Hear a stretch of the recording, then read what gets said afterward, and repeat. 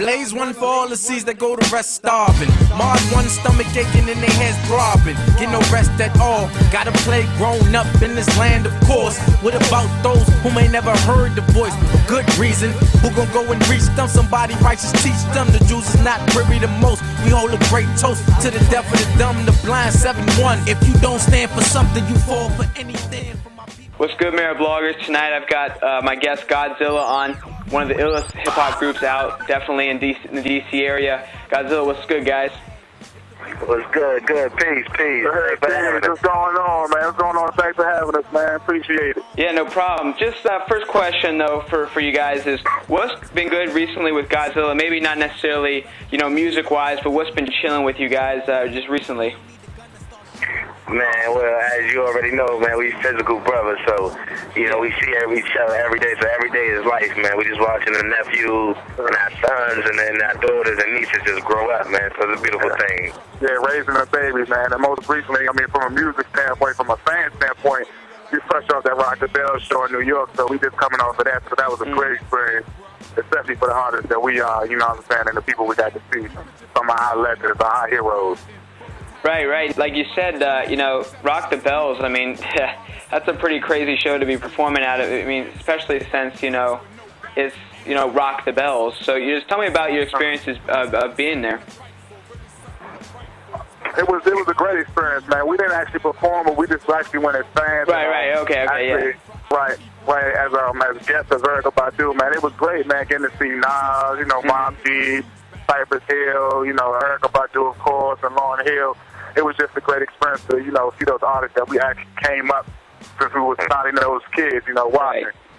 Right. Same, just the big level. It's just a blessing, man, to go up there and be recognized after seeing them time and time again by members of Black Moon, by random acts. You with your peers, and it's really chill time, and you there as a fan also. I actually had the opportunity to sit down and play a game of chess with the RZA, so that was definitely a highlight for Rock the Bells. Like, all the time, I can take that with me for life, and that's peace that he sit down and build with me, gave us some jewels as fans of wu-tang, coming up and trying to reflect what they put out there. He did. Yeah, for sure.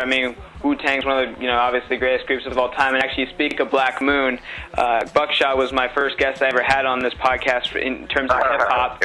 So, yeah. Shout out to Buckshot. Yeah. That was crazy to have him on. But let's talk about your recent music. The CPR Blendtape is, your most recent work. Tell me about, the project and what the concept of a blend tape it actually is.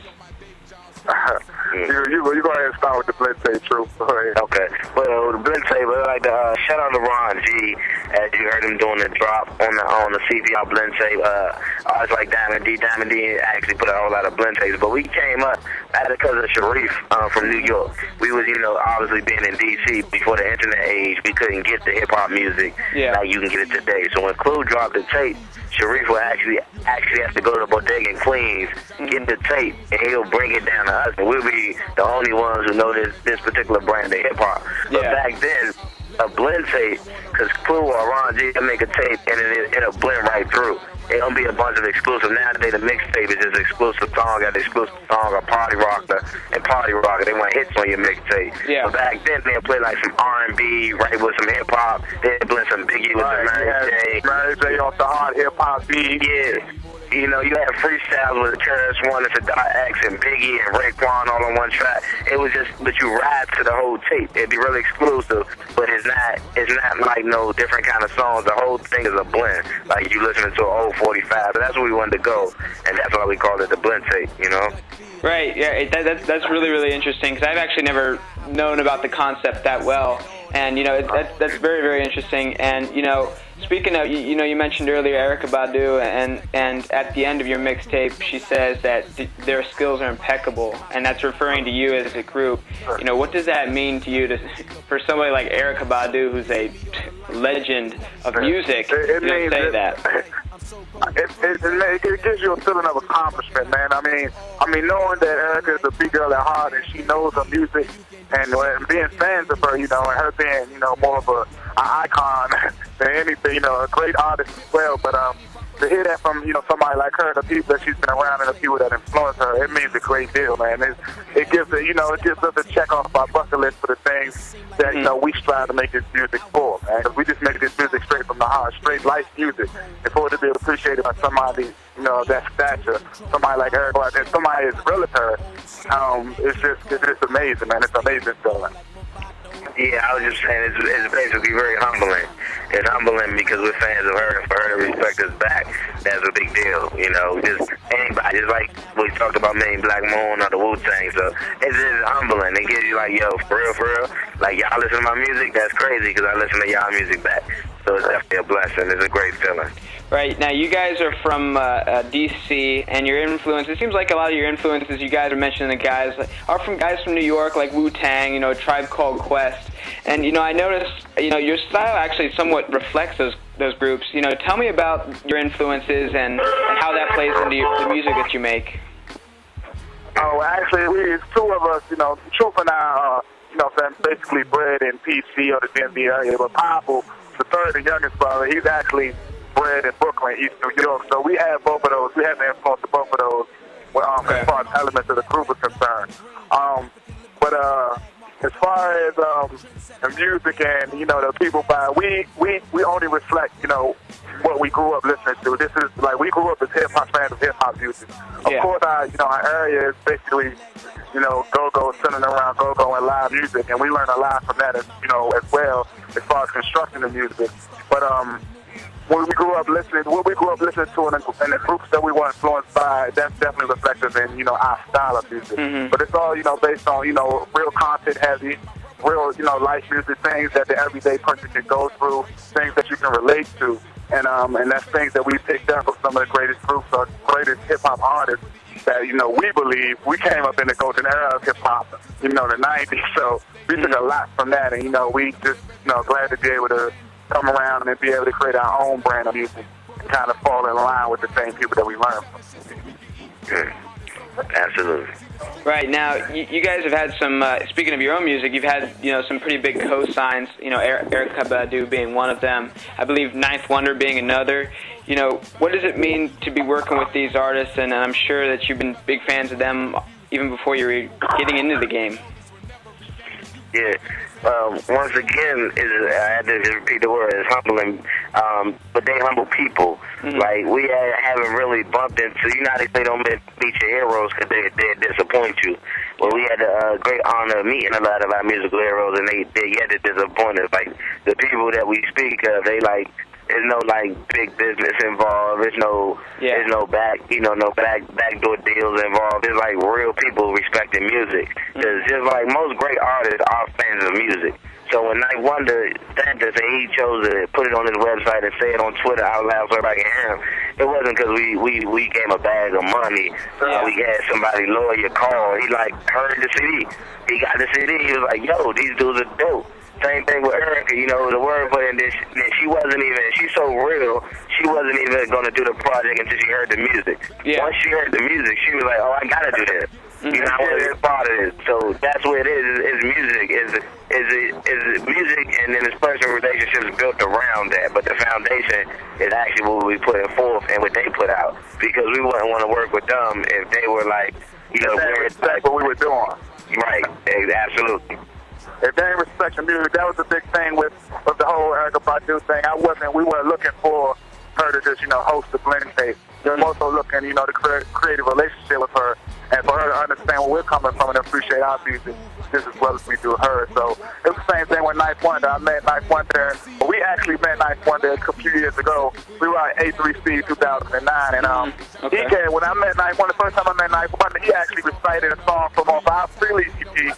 Saying that somebody had given it to him in Canada. So it's just amazing how, you know, the music spreads, and how people are real fans of music.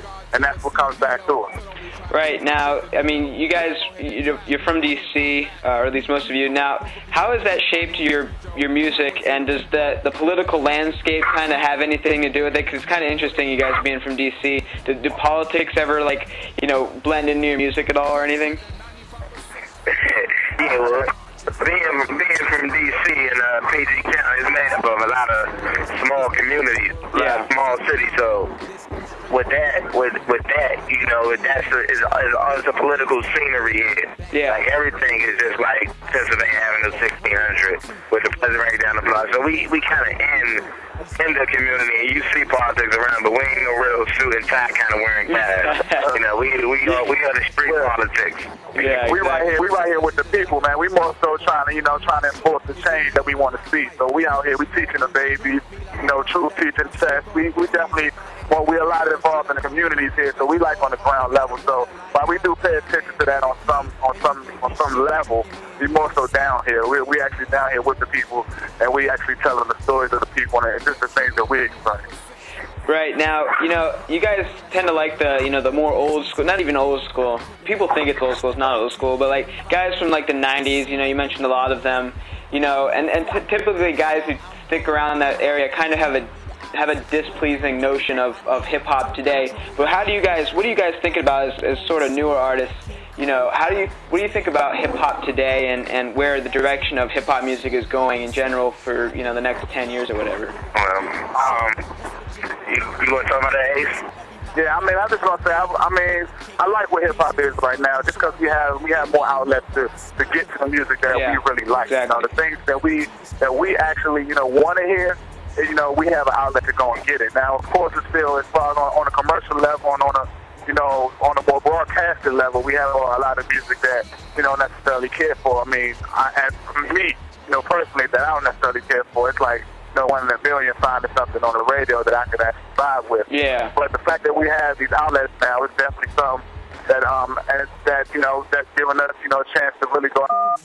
Right. Want to hear, and there's a lot of artists out right now that I'm actually can listen to that are bearable. There was a time when it was like, oh my gosh, who was out? But now, I like the direction. I like the, you know, the vision that a lot of artists have. There's still a lot of crap out here, but you know, it's still, you know, a lot of more independent artists are giving you what stuff that I like to hear. So it's true. Right, indeed. But his name is still Mos Def. I guess I quote Mos Def. And saying like hip hop is at wherever we at. Yeah. So like I feel good right now about the music. I go on and name a bunch of young artists, and I couldn't say that for a nice period of time that I can say I like new artists. But there are a ton of new artists are relatively new, because I can't call the Currency new for as long as he's been around. But I guess a Big Crit, Kendrick Lamar, like, and I can really go on. Rhapsody and the whole Tamala family, and DC has a whole movement. I'm sure you're familiar with Phil I.D. The Wale's is doing Tabby, of course, his independent grind, but it gets even deeper in if you come to DC. We got enough rappers to last you the whole week with a Proverb, lyricists. It goes on and on. We're saying we have enough quality rappers. It's a lot of rappers everywhere, but we have a lot of quality rappers in this area right now that definitely make a name for themselves. Yeah, for sure. That's making a name for themselves. So DC alone makes me proud of the state of hip-hop. Just my city, what's going on right now in my city. So if I ain't want to look out or be negative about what's being played on the radio, because we get that question a lot, and it's just more or less like, I'm really happy with hip-hop, because I don't let the nonsense get into my ears. What we see on the TV and the world shows, like, I don't have time to even tune in. So when I hear that, it's more or less, I got to be like, hey, who's that? Who's the new guy? Who's that? Who's this on the radio? Right, exactly. While for other people, it's vice versa. The music I'm listening to, they're like, hey, what's this? But get hip, you know, hip-hop is still alive. Right, well, thanks, guys, for coming on the Mearablog Podcast. I really appreciate you guys coming on. CPR Blendtape, go get it on iTunes, go get it on wherever you can. It's definitely one of the best projects I've heard all year. Appreciate it, man. Thanks for having us, man. Yeah, no problem, guys. Bro. Stay in peace. Yeah, thank you. Peace. Peace.